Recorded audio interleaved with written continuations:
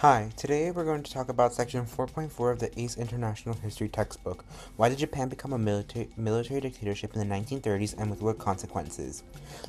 Let's start with Japan's international position after World War I, which helps explain growing resentment. By 1919, Japan was a major industrial and military power, recognized as one of the Big Five of the Paris Peace Conference. However, despite gaining former German territories, Japan faced humiliation when its proposed racial equality clause was rejected, largely due to opposition from Western powers. This, along with limits imposed at the Washington Naval Conference, created a sense that Japan was not treated as an equal. These grievances fueled nationalism and weakened support for cooperation with the West.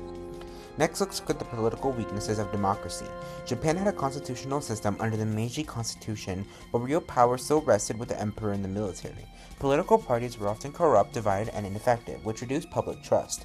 At the same time, nationalist groups and secret military societies like the Cherry Blossom Society gained influence, promoting the idea that party politics had failed Japan. Events like the May 15 incident of 1932, where Prime Minister Iyukai Tsuyoshi was assassinated, show how violence was undermining democracy.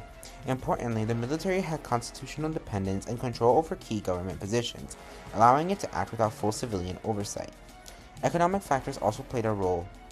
After a short post-war boom, Japan's economy declined in the 1920s and was hit hard by the Great Depression. Exports collapsed, especially textiles, and rural areas faced severe poverty and famine. This economic crisis made democracy seem ineffective and increased support for more radical militarist solutions. Many people believe expansion abroad would solve Japan's economic problems by providing resources and markets. A key turning point was the Manchurian Crisis of 1931. The Kwantung Army invaded Manchuria without government approval and established a puppet state of Manchukuo. When the civilian leaders criticized the action, they were ignored or even eliminated, showing that the military now held real power. Emperor Hirohito did not intervene, further enabling military dominance. This event exposed the collapse of civilian control and marked the transition toward military dictatorship.